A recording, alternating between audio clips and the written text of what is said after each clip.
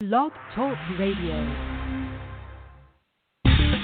Hello, and welcome to Shedding the Bitch Radio, where you can discuss, debate, and get advice on how to discover and shed the bitches of fear, insecurity, self-doubt, and negative mindsets so you can realize your dreams and life purpose and create and accelerate the riches you want in life.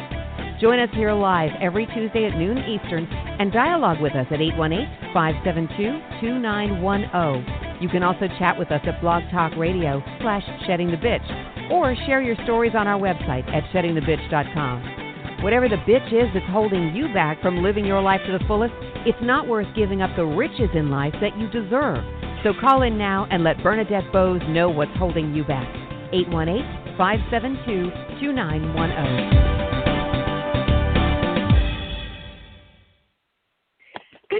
Good day, everyone. How are you? This is Bernadette Boasis. I am so happy you're with us today because we're going to have a fabulous, fun show. We're going to talk about, how being hard to get is sexy and being a bitch is not. As you all know, that our guest is going to delve us into why that's even more so when it comes to finding a mate or even just kind of someone to hang out with and just enjoying your life. So stay tuned. We're going to have a great conversation in regards to that.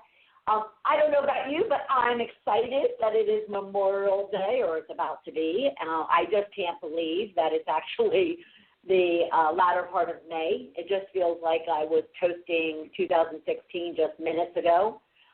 So I'm a little bit overwhelmed at the fact that 5 months have gone by already. Those of you entrepreneurs out there, focus on your goals and your objectives for the year. You got to get that whip going. The first half is almost here and gone. And if you're like me and you're already planning for the second half, pretty much if you're not there at this point for at least, May, June, then you'll have some quick recovery to do. And at the same time, if you have personal goals and objectives that you were looking, to accomplish this year, a new job, a new move maybe to lose weight or whatever the case might be, again, take a look at those goals as you move into the sixth month of the year and just do a double check and see how you're doing. And if you need any help, always come out to sheddingthebitch.com, post on Facebook, Twitter, even on the website itself, and let us know how we can help you pursue those goals, stay on track, stay motivated, get out of your head, shed those bitches, and create those riches in life that you absolutely deserve. Let's see. Other than Memorial Day weekend, it's good that things are quiet. I have gotten a couple of people to ask me if I've been able to move off the edge of the cliff when it comes to my technology. And I would love to be able to tell you that it's completely resolved. It is not. That's a whole different story. And I won't bore anyone again with it this week. I just have gotten into a really good state of being in regards to it. There's a lot of moving parts around it, and the fact that it's not solved sounds ridiculous, but if I explained it to you, it might make some sense to some of you. To some others, you might find it that, yes, I must be absolutely insane. But it'll get resolved, by the end of this weekend for sure. And I'll be back, knocking down walls before you know it. Anyway, I can't let it stop me from accomplishing my goals and dreams. So I can't let it stop you or let similar things stop you. So let's all continue to motivate and support and give ourselves a reality check every once in a while when it comes to what it is that we're trying to achieve in this one lifetime that we have, that we always talk about goes really fast, as you can tell, being that it is May 24th. Oh, a shout out to I do have some rich news, a shout out to my parents, so they are both passed. It is their anniversary today, and it would be their 55th wedding anniversary today. So shout out and a shout out of love to my parents and to my family, who are all spending time reflecting and thinking about them today, as they do each and every day. Let me see. All right. We are going to have a fabulous conversation all about this, why being hard to get is sexy, and being a bitch shouldn't even be an option. It may be politically incorrect, but it is factually true. Being hard to get helps women avoid the players and bring on the stayers. Those are our guests' words, not mine, and I love them. Avoid the players and bring on the stayers. Yet being hard to get is not about being bitchy, and being bitchy won't get you anyone worth having, and it won't get you anything, as we do discuss a lot here on the program. So today we're going to explore the human mating ritual, where it came from, why it's still relevant, and how you can use it to your advantage in life and love. And what are those 3 things that you're going to learn and you really want to listen for? And it's going to be those things that tell us about culture and how men and women are the same, other than the fact that we do have different genitals. And this episode will show that culture is incorrect about that, and that when women believe these cultural messages, it hurts us. We'll also learn about the human mating ritual. What is it? Where did it come from? Why is it important? And how to leverage it so we can get rid of the men who are merely wasting our time and our emotions. And I will do a shout-out to the single women out there all around this subject, as well as those of you who may be involved, may be married, and yet this, the relationship that you're in might not be the most optimal, or you need to figure out how to just continue to bring the fire, so to speak. So we're going to talk about all of that with our guest, DWAY-nah Welch. But before we do, a shout-out I do want to make to Deborah Parker of Parker House Virtual Services, our guru social media support, who will be out there taking your questions, stories, and challenges on Facebook and Twitter. How are you, Deborah? I'm good. How are you today, Bernadette? Good. Are you and the kids getting ready for Memorial Day, and do you have any big plans? We are. My husband has a 4-day weekend, which is nice, and then a little town near here does they have a Civil War reenactment, because there's a little, it's called Fort Tejon. It's a little place, historical place that I guess one little Civil War skirmish was fought. So they do a Civil War reenactment. So we're going to take the kids to see that. Yeah, it's going to be a lot of fun. Oh, fun. I'm not really sure what's going on in town around here in Atlanta. I know we have like a Renaissance Festival, which Atlanta is known for. I'm not sure if it's actually this weekend or not, but that sounds like a lot of fun. And then Memorial Day weekend is always fun with kids and pools and parades and parties and all that kind of good stuff. So that should be a lot of fun. Hopefully it'll be nice weather. I know it's going to be gorgeous and hot here in Atlanta. Yeah. Hopefully it'll be nice where you are. Yeah, it's supposed to be warm where we live, but this is like 45 minutes up in the mountain, like 45 minutes away. So they're like 4,000, 8,000 elevation, something like that. So it should be a nice day. Ah, fabulous. You can't beat that when you're going to a festival, is to be up in the mountains on a beautiful day. Yeah. Sweet. Well, we're going to take a quick break, everybody. You sit tight, stay tuned. We're going to have a great conversation. We're going to introduce our guest and your rich question for the day when we get back. We'll be right back. You are listening to Shedding the Bitch Radio with Bernadette Boasis. Be sure to check out her book, Shedding the Corporate Bitch, Shifting from Bitch to Rich in Life and Business, available on Amazon or sheddingthebitch.com.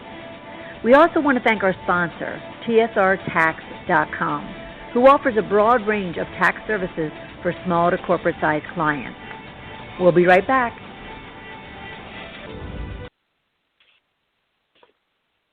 Welcome back, everyone. Well, as I introduced at the top, or before we went on break, we might consider it politically incorrect, being hard to get, and thinking that it is kind of going to hurt us versus help us. And yet our guest, DWAY-nah Welch, will dive into how women can actually be hard to get and that be a benefit to them, allowing them to avoid the playas that are out there, and we all know them and we've all met them, and bring out what she calls the stayers. So our guest, Dr. DWAY-nah Welch, is known for using social science to solve real-life relationship issues. Her book, Love Factually, 10 Proven Steps from I Wish to I Do, is the first science-based dating book that guides men and women through every phase of dating, from before they met until they make a commitment. DWAY-nah earned her Ph.D. in psychology in 1998. In 2009, she launched her blog, LoveScience, research-based relationship advice for everyone. DWAY-nah also contributes to Psychology Today and eHarmony. Okay, we could talk about eHarmony. And has taught psychology for 20 years, most recently in Austin, Texas universities. She now resides in Eugene, Oregon with her husband, daughter, and assorted critters. And when she's not writing, teaching seminars, or meeting with clients, she enjoys embracing her inner nerd, hiking with her dog, and sampling dark chocolate. She is my kind of girl. Welcome to the program, DWAY-nah. Thanks, Bernadette. It sounds like you're my kind of girl, too, and I want to say happy anniversary to your dearly beloved parents who have passed on. A big goal that I have is for everyone out there who wants to have 56 beautiful years with a mate to have them. Yeah. Oh, so one, that is very sweet of you. Thank you so much for that. And then two, yeah, that's a great way of looking at what it is that you do, which I think is really cool. So I do want everybody to go to her website. I want you to check out her book, and I'm going to lead you to her website to check out the book, and then you can go to Amazon, which has, you know, the audio, the ebook, the paperback. It's available in all kinds of media. But listen carefully, because it's LoveFactually.co. LoveFactually.co. You'll learn all about the book, as well as from there you can also find her main site, but also get into Amazon, and the book is on iTunes and basically anywhere you want to buy a book. But I just love the whole idea of it. And if I could, DWAY-nah, before we dive in, I'd love to just read a little bit what you shared with me about the book.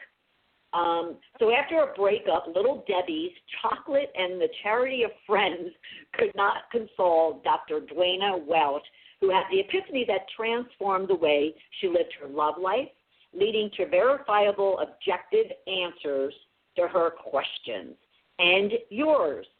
The only fact-based book to take men and women from before you meet until you commit.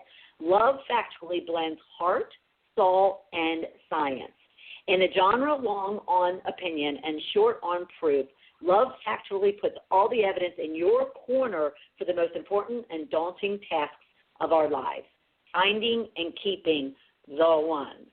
For more information, definitely, and to get a free chapter, go to lovefactually.co. Well, I just absolutely love that whole thing. I am single myself, and I'm on a never-ending Ferris wheel of, always, just putting myself out there, but yet also kind of holding back and letting, the universe do its thing. So maybe you can help me and so many of the others that are listening to the program, because you point out that culture tells us men and women are alike except for our genitals, or that men and women would be exactly the same psychologically if they were raised the same way. Does the research and the science support that? Would they agree with that statement? No, not at all. No. And I want to point out that different does not mean less than.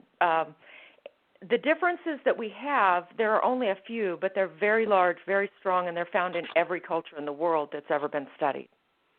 So we don't have different, capacities for rational thought. We don't have different capacities for feeling deeply. Men are not better thinkers than women. Women are not better emoters than men. But there are some very large notable age differences. Not age differences. I used to do memory and aging research, so sometimes I slip back into talking. That's okay. There are notable and large sex differences in how men and women perceive the human mating ritual specifically, what they want from the opposite sex, and how they go about getting it. And pretending that, it's 2016, so we can just do what we want. Well, we can just do what we want, but there's a high social price for doing it that way. Whereas engaging in a ritual that is ancient, actually, I know a lot of women think it disempowers them.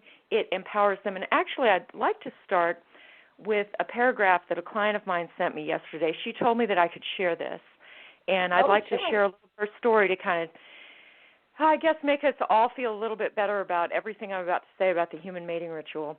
This client of mine did not want to engage in the human mating ritual, but the reason she approached me was that her pursuit of men, her meeting them halfway, her initiating texts and phone calls and dates her initiating sex, her having sex quickly, none of that was working for her. She was in a series of relationships where she either wound up financially supporting the guy, getting cheated on, getting dumped, or occasionally all three. Right.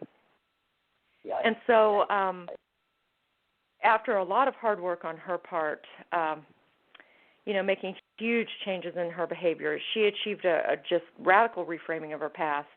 And her letter to me a few weeks after going out with a guy that I convinced her she just had to go out with. He was doing all the right stuff. They had the right kind of similarities. And even though she didn't feel instant chemistry with him, and even though she thought he was too short, I basically said, you are going out with him. You will go out with him. It's a date. It's not marriage. You have to go out with him at least once. And here's the paragraph she sent me yesterday. I just had the most amazing weekend ever. I agreed to be exclusive with him. I am so, so excited. I'm a total convert to this process. I can't believe I almost missed out on this if it weren't for you. He is amazing. So, so thankful you were so bossy. He's most definitely the most amazing person that I've ever dated, and I can't believe I almost didn't go for it. It's a pretty amazing match. I'm on cloud 9. I'm in utter shock. Everything has been so great. I don't want to either mess it up or derail it. I actually don't think I could mess this up for him, but I want to make sure I continue setting us up right. When I told him I still wanted to wait, even though we were seriously in hot and heavy, he said, honey, I plan on you being the last woman I'm ever going to have sex with, and I'm going to have sex with you for the next 40 years, so I'm fine to wait. Pretty amazing. Nice. Nice. Sweet. Oh, my God, that just almost brings tears to my eyes. Yes. After years of being treated casually and callously and taken for granted, she is cherished. Right. She is cherished because she engaged in a mating ritual that acts as a tipping point. It is not true that you can manipulate your way into a man's heart. He either loves you or he doesn't. But here's the thing. Right.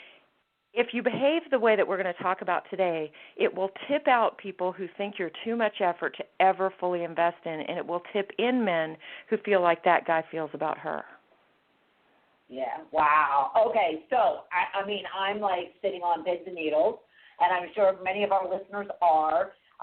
Okay, so you've mentioned it a couple of times. You've used the word human mating ritual. You need to share with us what that is, what that isn't, anything that you can, and help our listeners really kind of understand what your definition, and before you answer, but what your definition is. And everybody, I omitted to mention to you, because I want you to think about it while DWAY-nah is sharing her expertise and her stories. I want you to think about what your mating style is right now, currently, because then when she talks about hers, I really want you to consider, what you may be doing right, wrong, and different, and what might need to change, what might need to continue. But I want you to think about our rich question for today is, what is your mating style? And then based on what DWAY-nah shares with you, you might be, be making adjustments to it. Okay, so what is this human mating ritual, DWAY-nah? Well, most organisms on planet Earth have a mating ritual. They have a little dance that they do. It may be a literal dance, or it just may be a way that they interact with each other before sexual intercourse occurs. And in science, courtship is a defined term. It means the duration of time between when you meet and when sex begins. And so courtship for humans used to be really long, and now it's usually rather short. And, of course, that varies by culture. But in the United States today, especially in big cities, that's usually a relatively short period of time. And if you want to know what the human mating ritual looks like, the movies, strangely enough, are usually a pretty good indicator of that. I just got done watching Love and Mercy about Brian Wilson, the Beach Boys. And and there's a love story in there, and it follows the classic pattern of the human mating ritual, as do virtually all Hollywood movies, all independently made movies, and every Bollywood movie I've seen. I've seen some of those too. So multiculturally, if you look at movies across the movie-watching world, what you see is a man who initiates pursuit and a woman who follows, but usually much more slowly than he would like. She may actually even think she's not interested in him at first. And he works hard to win her over. And as she is won over, he falls more deeply in love, and she gets the time she needs to carefully consider whether he is right for her before she makes some level of commitment to him. And that script is played out again and again in the movies because in many ways the movies do mirror the psychology that we are, I won't say born with because it's a psychology that develops, but it seems to have a genetic basis for developing the way it does. In other words, it's not like babies have a mating ritual in mind, but by the time we're teenagers, we pretty much get it that there is one, even though it's not conscious that we get it, and we pretty much follow a certain kind of script. But culture does interact with that. Culture has more recently told us that right. the mating ritual is stupid and that we shouldn't have it. And, for example, most of the people who've read my book have written fan mail. Well, I can't say that. I mean, I don't know how many people have read it, but I've gotten a lot of fan mail. Every now and then I get a letter that's critical, and those letters are almost never from men. What's interesting is a full half of the readers of my book so far have been male, and virtually none of them have been critical. They love it. And the book talks about the mating ritual in detail, and it tells women step by step, you know, here is how to be appropriately hard to get. Here's what the human mating ritual looks like. And men are reading this, and they're like, yep, that totally works. In fact, 80% of my clients, I have Skype clients from all over the country. Even though I live in Eugene, Oregon, my clients don't live here. And so 80% of my clients are guys who've heard about me on podcasts, who have hired me to help them find the one. And most of them, their number one issue is they can't get women to stop chasing them. They're having, what they tell me is that they have finally realized they're having a really difficult time emotionally connecting in a deep way to any of these women, even women that they really would like to connect with deeply, because the women are making it too easy for them. And they're not reaching a level where they think, oh, I can't. You know what that guy said? You're the last woman I'm ever going to have sex with. I would wait for you because I'm going to have sex with you for the next 40 years. Right. They want to say that to someone, but they can't get there emotionally. And they've realized the reason I can't get there emotionally is women won't leave me alone. When I text them, they text me right back. Or even worse, they text me before my eyes are even open. Hey, how you doing? What's your day got in store? Should we go out later this week? Yeah. Okay. All right. I take ravenous notes while I'm on with my guests because they say so many rich things. Okay. So I need to peel back the onion a little bit here. Mm-hmm. So is there any chance, because you also just kind of delved into the whole social media impact on the mating ritual, which I'm sure has been significant. But let me ask you something. Is it possible, too, that, you know, the stereotypical mating ritual of, you know, the man pursuing the woman, you know, then, you know, accepting the invitations kind of thing, do you see that got turned on its head because then the woman was then taught in the 70s, 80s, 90s, even to today that, you know, they should be, you know, it's women's rib, so to speak, and we should be able to ask men out and pursue men ourselves as much as let them pursue us. Now, sure. I remember being in middle school and my mom getting upset because I called a boy, and she said that's just not the way it goes. And I said, well, why not? And she didn't have a reason. And because she didn't have a reason, I went ahead and called him, and I got dumped. Right. And, yeah, I got dumped. And did that happen every time? No. There do seem to be a few women who somehow can go with our current cultural mores that says, do whatever you want. Women's lib means you can do everything that men can do, including be the driver of the courtship. And I want to emphasize, you can. However, right. I have yet to see a marriage where the man adores the woman where that's how it got started. I have yet to ever see that.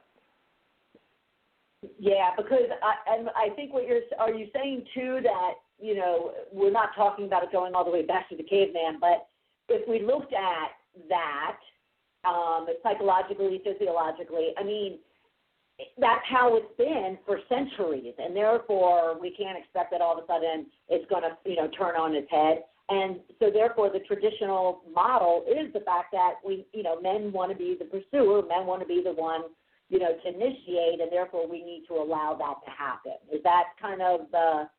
Not really. That's let's go back even further. First of all, this ritual comes from more than 45,000 years ago, so it's not just the last few centuries. Second of all, it's easier to understand this if we start by talking about peacocks, strangely enough. Okay. It really is. It really is, because people get very emotionally invested in the human mating ritual, and they get very offended by it. And I think it's easier to think about it if we start with another species. And peacocks are a great example, I think, because most of us have seen the peacock mating ritual. The male has this long tail with many eye spots and glorious, beautiful colors, and he opens the tail up and brings it up where it actually makes an arc that forms above his head and around the side of his body, so that he actually can't see if a predator is coming up behind him. Also, in this position, his tail is so unwieldy that if he knew a predator was there, he couldn't collapse his tail and fly away quickly enough. He's easy prey. So his mating ritual actually, in some ways, is very dangerous for him. And because, you and I have probably seen peacocks in parks, but let's face it, in the parts of the world where peacocks are from, there are large predators that eat peacock as their favorite meal. And the peacock really can't defend itself. During mating season, he is vulnerable a great deal of the time. And so in order to cast his genes forward, in order to make copies of himself, which is the goal of all human mating behavior, it's an unconscious goal, by the way, because people still engage in mating behavior and the mating ritual when they've had their tubes tied or they've had a vasectomy or they always use condoms in the pill. It's right. Your brain wants you to do what would lead to reproduction, even if consciously you have no intention of reproducing, which is an important concept. That what is driving your behavior when we're talking about the mating ritual is unconscious, and it's impervious to your individual desire of the moment. And those are really important concepts. So this peacock has no conscious awareness that he wants to cast his genes forward. He just knows somehow that these are the things he must do, or he will never have sexual access to a female. If he were, for example, to say, hey, ladies, look, there's a jaguar over there, and it might eat me, so how about if we just go get our business done, and I just don't raise my tail? That's too dangerous. She's not going to go for that. She's never going for that. And so what the female does, I actually videoed this recently because I'm just that kind of nerd. The female in this ritual, the male approaches her, and the tail is so heavy that he almost staggers under its weight as he walks toward her. And he can't just show her his tail. He has to actually rattle it. Notice if you're ever around peacocks, he doesn't simply parade it. He gets very near her, and then he rattles it. It almost sounds like a rattler on a rattlesnake. Because he's vibrating his tail so quickly. And what he's saying is, look at me, I'm fit, you should choose me. And the female, in the meantime, she walks around in front of him. If she's interested, she stays in front of him, but she doesn't ever bother to look too interested. She almost acts like, oh, are you there? And if she's not interested, she eventually just walks away. And, it's funny, one of the things that really got Charles Darwin in a lot of trouble, I know that evolution, to discuss it, is still a hot button with a lot of people even today, but initially the Victorians hated the idea that females in the animal kingdom had a choice, that they had sexual choice, but they do. Look at what the peacock does. He doesn't rape her.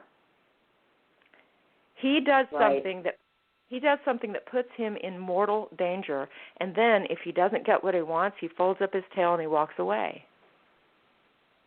The female has the choice. And so here's something to know. Darwin said in his lifetime that whenever he saw a peacock, it made him physically ill.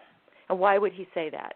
He said it because he knew from his research that all species-wide ornaments, beautiful plumage, a heavy tail, what have you, all species-wide ornaments on any species, they exist because they either help that organism survive to a reproductive age and raise its young, or they help that organism reproduce successfully, casting its own genes into the future, or that adaptation does both of those things. And so with species, that's really easy to see.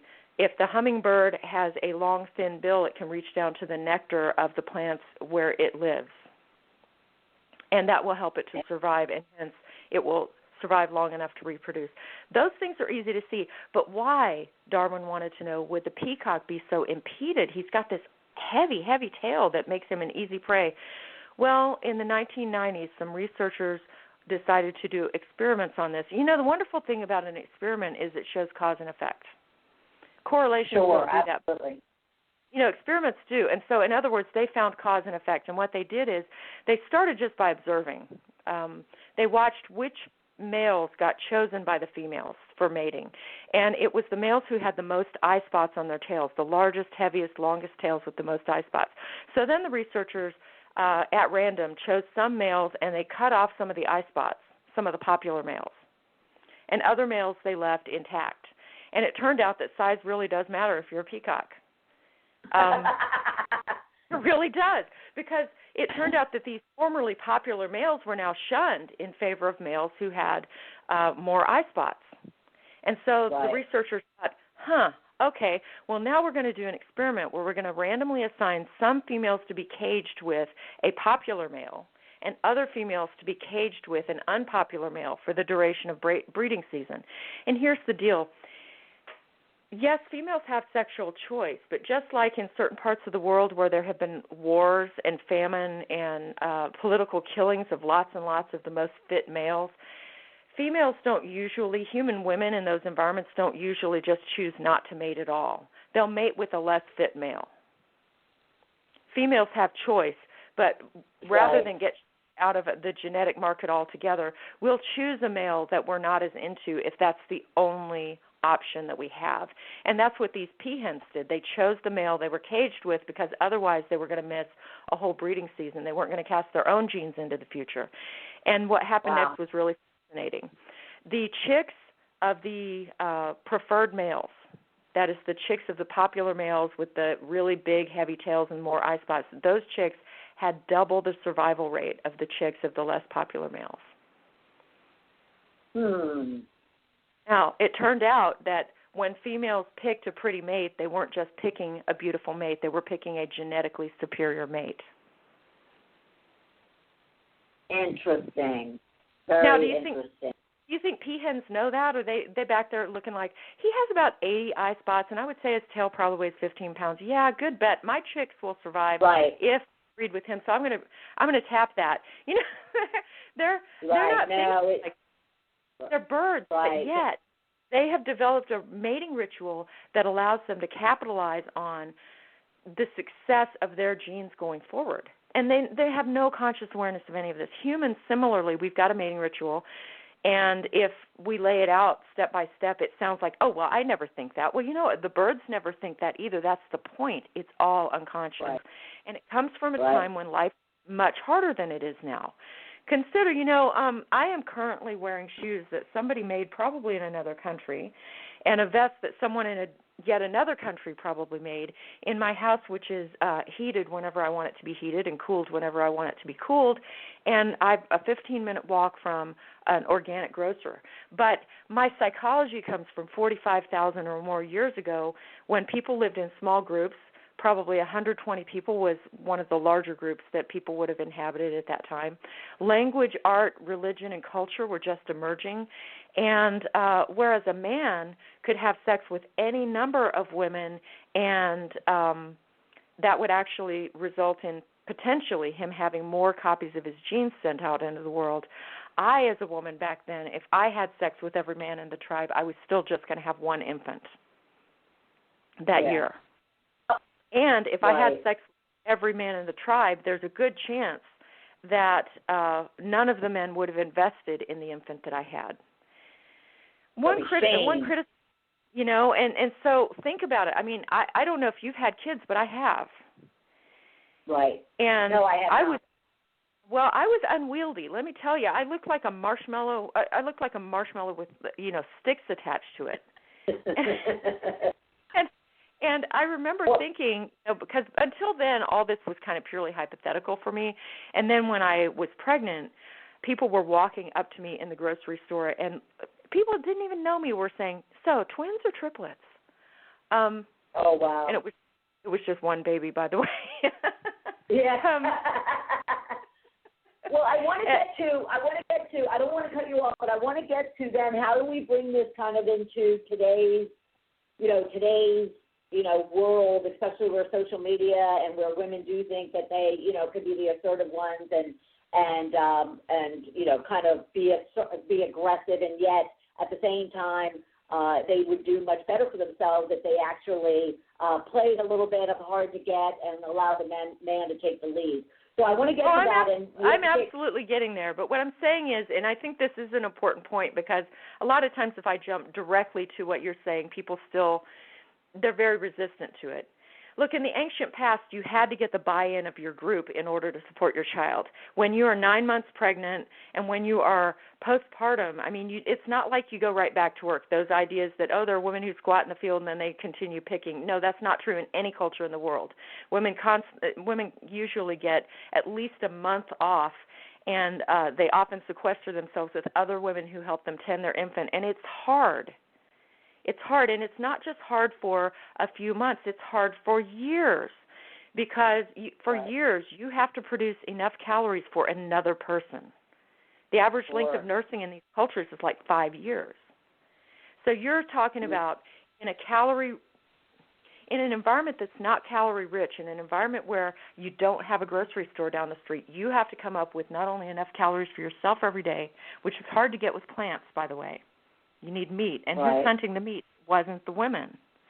You need to get high-calorie-dense food, and you need to get enough of it to sustain yourself and produce another 700 to 1,000 calories every day for another human being.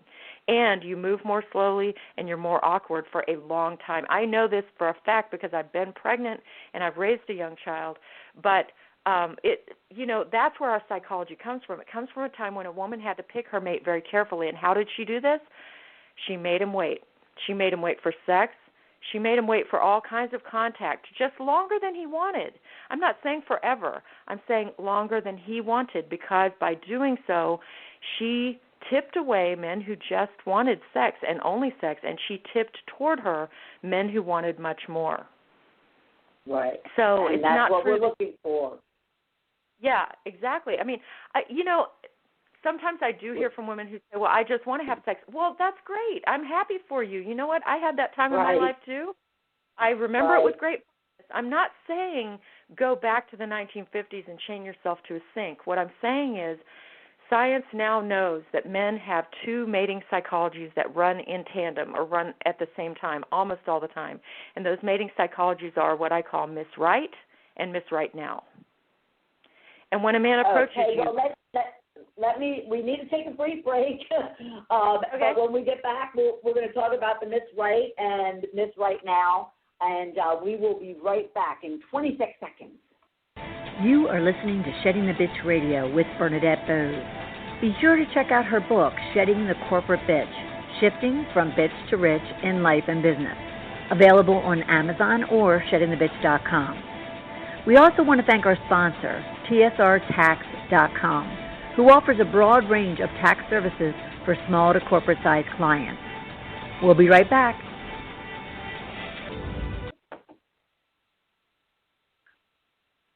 Welcome back, everyone. We are talking with DWAY-nah Welch, and she is the author of Love Factually. And I want you to go to LoveFactually.co and check out her book. You can buy it on Amazon, iTunes, basically anywhere you can buy books. It's an audio, ebook, and paperback. I also want you to Facebook and Twitter with her. It's at DWAY-nah Welch. She makes it really easy, and that's WELCH, DWAY-nah Welch.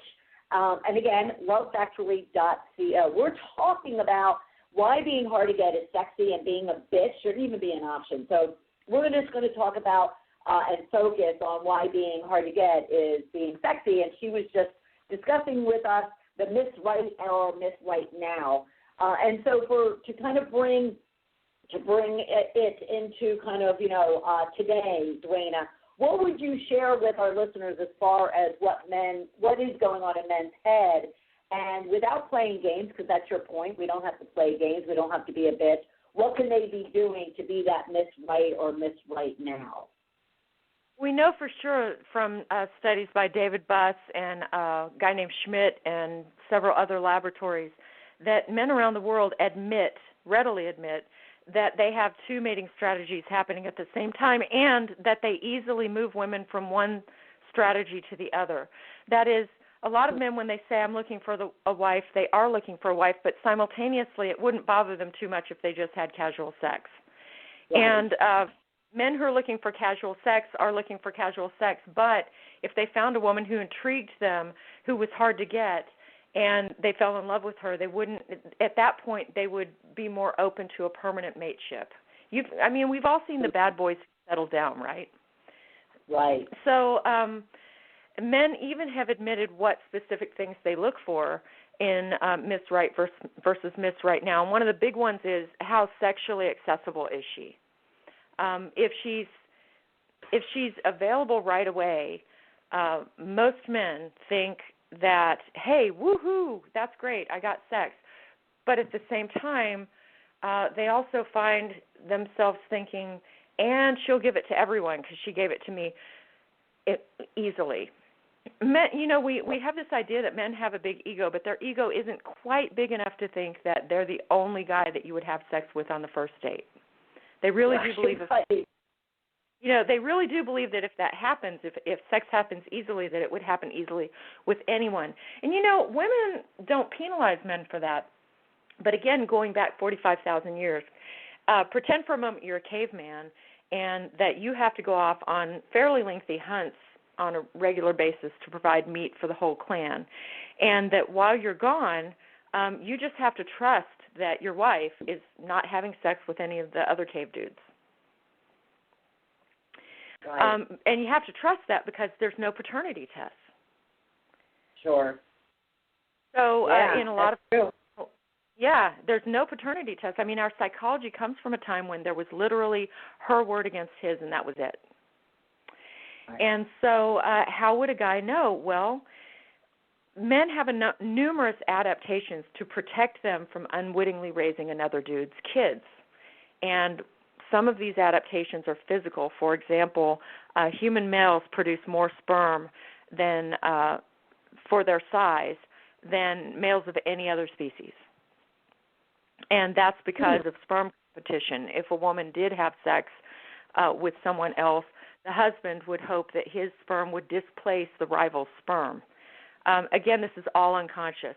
There was one study that had men collect semen from when they had intercourse with their wives, and they found that if they had men abstain from sex with their wives for a whole week, and some of these men lived with their wife during that week, and others of these men went on a business trip or another kind of trip, the men who had been away from their wives produced much more sperm than the men who had been right there, even though neither one had ejaculated that week.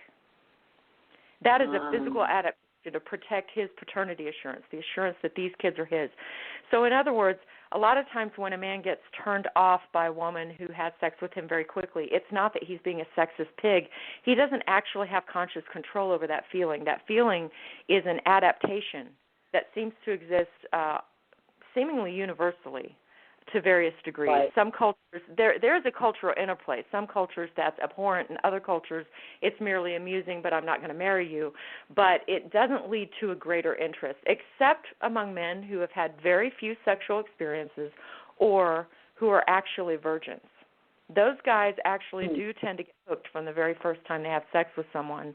But most men aren't in that situation, right? So what does this mean women can do? So I want to talk about my client a little bit more because she encountered a lot of problems, and actually several of my female clients who've given me permission to share some of their issues. I want to also say I would never say anything that could directly identify any individual person. Right, absolutely. Yeah, absolutely. Even with I would never do that. Right.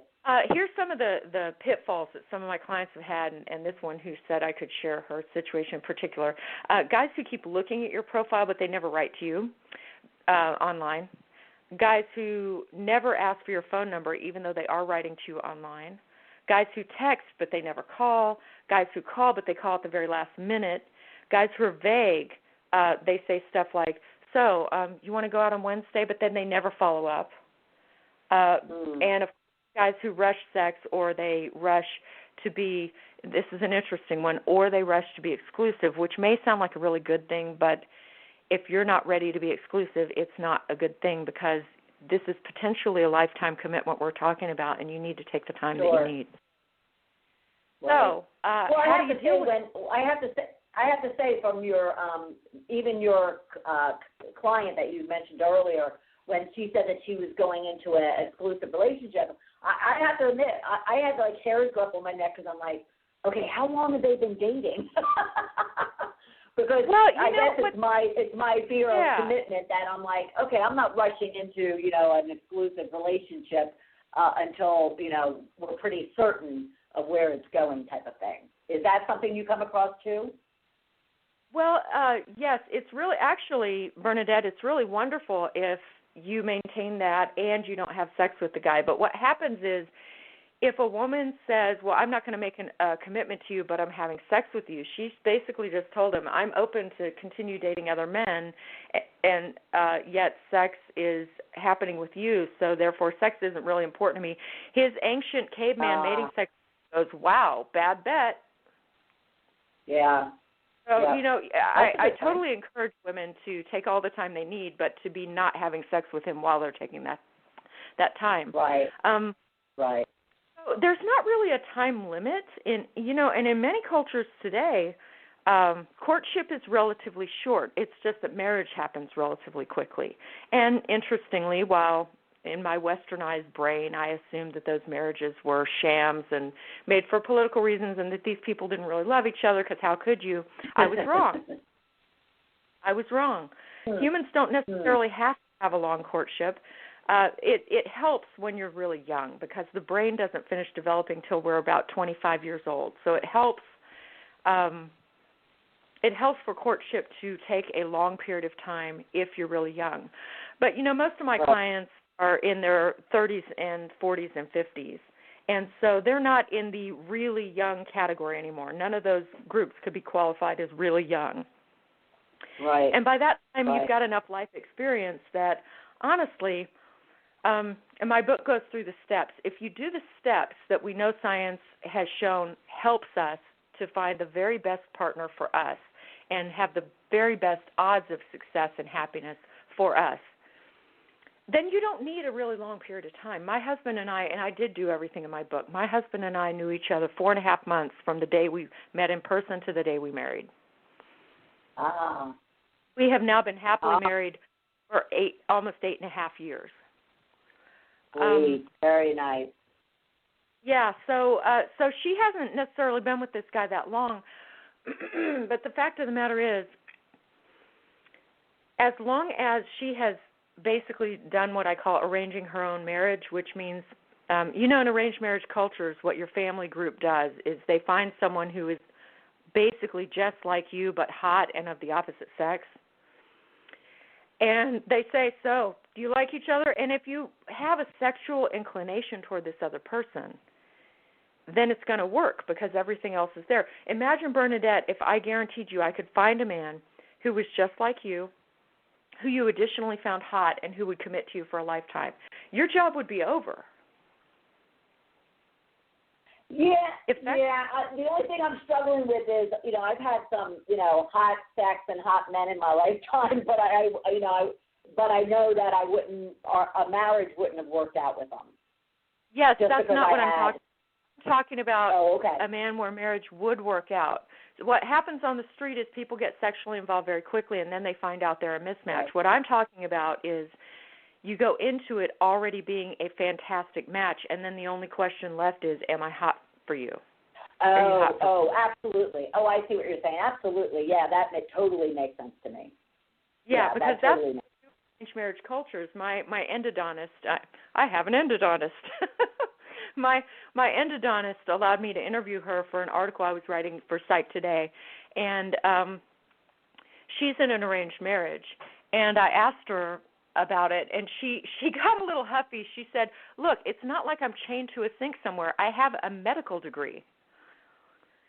she said, what happened was I was busy getting my medical degree, and I didn't want to date. I was in the United States, and I could have, but I just thought, why do that? I have parents who know me very well, who have a global network with other parents who will look for someone who shares my values. They know what I want. They know exactly what I would be looking for. They're going to look for that guy, and they're going to look for that guy who I might be attracted to. And then they're going to introduce me to 2 or 3 of these men, and I can pick or I can just go about it on my own if I want to. And she said the third guy was the charm. I met 2 other guys, and they were perfect, except I just couldn't imagine having sex with them. The third guy I was really attracted to. He was really attracted to me, and we've been happily married for 18 years, and we have 3 kids. Fabulous. That is awesome. Very cool. Yeah. Well, I want to get to also. Go ahead. Well, our Western idea of what arranged marriage is like is really quite grossly inaccurate. And so what I try to do with my clients is I teach them to arrange their own marriage. I teach them to find someone who from the outset is a great match so that if they're hot for each other and fall in love, it'll actually work for the rest of their lives. Right.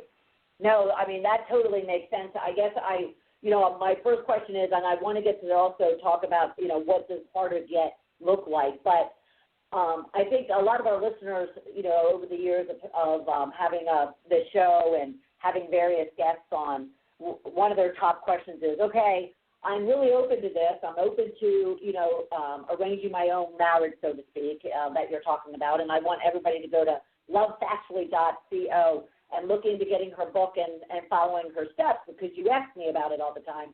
But I guess, DWAY-nah, their main thing is, great, I'm in that 30-40, especially that 40-50 range, and even just finding that guy that, I'm attracted to, I find sexy, to get to a point of arranging that relationship future for themselves, they don't even get the opportunity to play hard to get because of the fact that there's, that they find that there's few pickings, or at least maybe they're not going to the right places, or they're not doing the right things to even find that pool of individuals to even start that ritual with. What do you tell them? So today it's never been easier to get in front of worthy mates. It's never been easier. I mean, they're always online.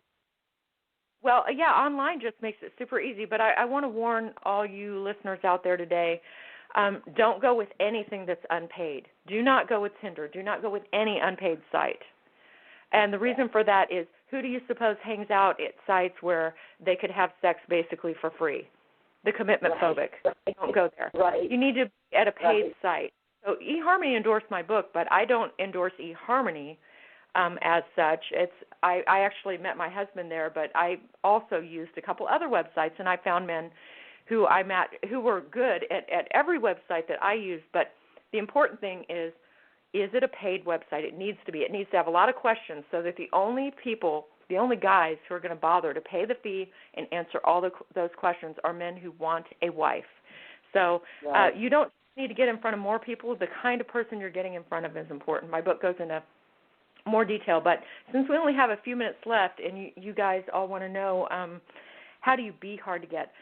So a lot of women stumble on this one because they think that they have to be aloof or indifferent or cold or outright bitchy in order to be hard to get. And I want to relieve your minds. It is none of those things. In fact, if you like a guy, I insist that you say, I really like you and I'm really enjoying getting to know you, because we know from science the most attractive thing that either gender can do is openly show interest for a specific person. So if you have open interest in a person, tell them. Don't tell them that I love you. That's a big sign of commitment, and men need to move toward commitment first, or else it feels like an ankle weight if you offer it first. But do when they call you, if you answer, and it's an if, you don't answer if the guy's calling you at a time that's bad for you. If you answer, you show enthusiasm and friendliness and open, obvious interest. If he calls you a day after the date and you had a good time on the date, say, Hal, it is so good to hear from you. I had a wonderful time the other night. I've just been dying to tell you what a great time I had. You are so interesting. I was not aloof, cold, or bitchy or unfriendly when I said that. I was the exact opposite of those things. But here's what also didn't happen. I didn't call Hal. I didn't make the first move. Right. He had to chase me. It's like a dance. It's like a dance where in couples dancing, like ballroom dancing, in heterosexual couples, the male leads and the female follows. This is like that with one noted exception. Not only does the male always lead, but the female follows more slowly than he wants. Like my client that we opened up with, he's leading. He has been asking her for weeks, to a point of pleading at this point, please be my girlfriend. And she has finally said yes. She has followed. He led, but she followed more slowly than he wanted, and she did it for several reasons. One reason is it allows him to get his dopamine levels, which is a biochemical that men don't fall in love without. His dopamine levels are rising while he is striving to have her, and he's falling more and more deeply in love. So she's finding out, does he really love me, or is this the kind of thing that he thought he loved me, but now it's going to fade? She has assurance now that it's the real thing. The other thing is that it has given her the time to carefully consider whether she wants to get involved with him. Many of my clients and many women in the United States right now have a history of doing what I call trial marriage, which is where you get immediately sexual, immediately committed, and then you only ask the hard questions after you're so deeply involved that it would be heartbreaking to leave. And she is turning that on its head, and what she's doing is she's asking the hard questions first. She's figuring out first whether he's a good match. She's holding off on emotional and sexual intimacy on her side until he has proven himself a worthy match for a long time, not just for a week or two, and then she's making some level of commitment to him. Right. Another example of being hard to get, guys who text. Right now, a lot of men have basically stopped making phone calls, and what I've encouraged my clients to do, and this isn't in my book, but I've just started encouraging my clients to do it. It may not sound like this is hard to get, but it really is. I'll explain. Is in when about a man 30 says, seconds. Yeah, when a man says, can I text you, say, oh, I reserve texting for business, but if you want to call me, here's my number. And then just don't respond to any text. Told him. Nice. Oh, I like that one because they are so dependent on text these days. I love that. Yeah. I love that. Use business as an excuse not to let them text you and then have them call you. Yes, and if he doesn't call, he doesn't call. You know, or if a guy who's vague, he says, hey, you want to go out on Wednesday? You can say yes, but if he doesn't specify a day and a time and a place 48 hours in advance, you go ahead and make other plans.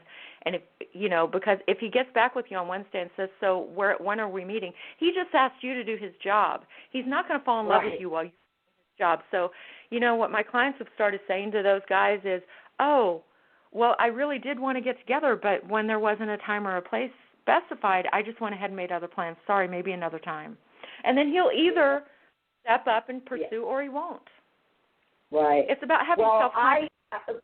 Well, everyone, I want to make sure, because we have about a minute and a half left, I want to make sure that everybody knows to go to LoveFactually.co and don't only just check out her book, make sure you get her book, because obviously from everything that she talks about, there's some great advice, there's some great steps, there's some great examples, and a whole explanation around this human mating ritual. And the fact that you don't have to, be bitchy to play hard to get, and yet you need to be hard to get in order to allow the man to, kind of find Miss Right or Miss Right now, and you find the guy that you want. I want to thank you, DWAY-nah, so much. I can't believe the time has flown. That we had so much more to talk about, but thank you so much for being part of the program. Hey, thanks for having me, and if you ever decide you want more tips on being hard to get, give me a call. Yeah, absolutely. Everybody, I want to remind you, next week is Rich Tip Tuesday, our last Tuesday of the month. So I'm taking your business, career, and life questions and answering them throughout the program, and you'll have an opportunity to call in, chat in, or just simply listen in and get some great tips and advice regarding your career, business, or life.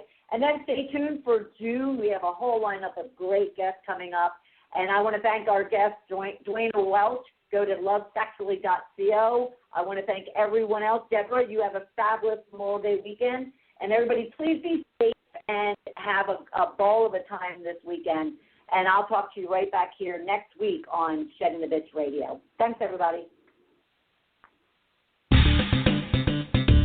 Thank you for listening to Shedding the Bitch Radio with Bernadette Boasis. Join Bernadette every Tuesday at noon Eastern as she helps you shift your bitches to riches.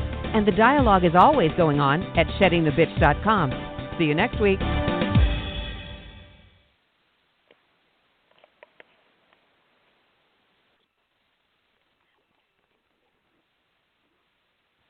Hi folks, Johnny Stivers here for Stivers Decatur Subaru. Come check out the all-new, completely redesigned 2018 Subaru Crosstrek. A new platform, a great redesigned interior, and an amazing infotainment center. Stivers Decatur Subaru, where price sells cars.